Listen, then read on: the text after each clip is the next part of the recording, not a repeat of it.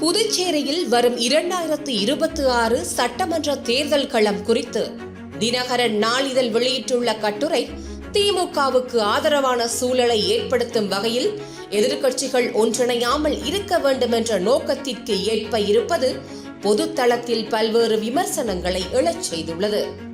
புதுச்சேரி அரசியலில் 5 முனை போட்டி என ஊரு 2 பட்டா கூத்தாடிக்கு கொண்டாட்டம் என்பது போல திமுகவுக்கு ஜால்ரா தட்டும் சன் நெட்வொர்க் மற்றும் தினகரன் நாளிதழ் ஆகியவை செய்தி வெளியிட்டு வருகின்றன.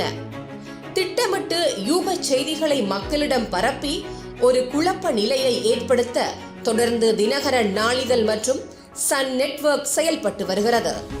இதே போலதான் தமிழகத்தில் திமுகவுக்கு எதிரியே இல்லை என்பதை கட்டமைப்பதற்காக புத்திசாலித்தனமாக செயல்படுவதாக கருதி திமுகவில் கருணாநிதிக்கு பின் தலைமை பதவிக்கு தகுதியானவர் ஸ்டாலினா, அழகிரியா, கனிமொழியா என கருத்து கணிப்பு செய்தி வெளியிட்டதன் விளைவாக அவர்கள் குடும்பத்திற்குள்ளாகவே குழப்பத்தை ஏற்படுத்தி அதன் விளைவாக தினகரன் நாளிதழ் அலுவலகம் எரிக்கப்பட்டு அப்பாவி மக்கள் உயிரிழந்ததை மறந்திருக்க மாட்டார்கள்.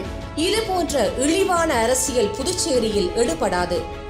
கள அரசியல் புரிதலற்ற வியூக வகுப்பாளர்களை வைத்துக் கொண்டு இது போன்ற வேலையில் ஈடுபடுவதை அவர்கள் நிறுத்த வேண்டும். புதுச்சேரி மக்கள் அறிவாற்றல் மிகுந்தவர்கள். கரூர் போன்ற சதித்திட்டங்களை எல்லாம் இங்கு நிகழ்த்த முடியாது. புதுச்சேரியில் ஒருபோதும் திமுகவால் ஆட்சி அமைக்க முடியாது.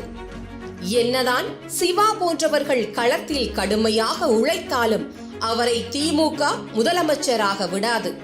திமுகவில் இருந்து கொண்டு சிவா போன்றவர்கள் காணும் முதலமைச்சர் கனவு பலிக்காது.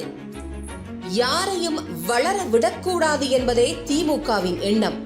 மற்றபடி திமுகவுக்கு தெரிந்ததெல்லாம் காமராஜர், எம்ஜிஆர், நரேந்திர மோடி போன்ற நேர்மையானவர்களை, தலை சிறந்த தலைவர்களை இழிவுபடுத்துவது மட்டும்தான் என விமர்சனங்கள் எழுந்துள்ளன.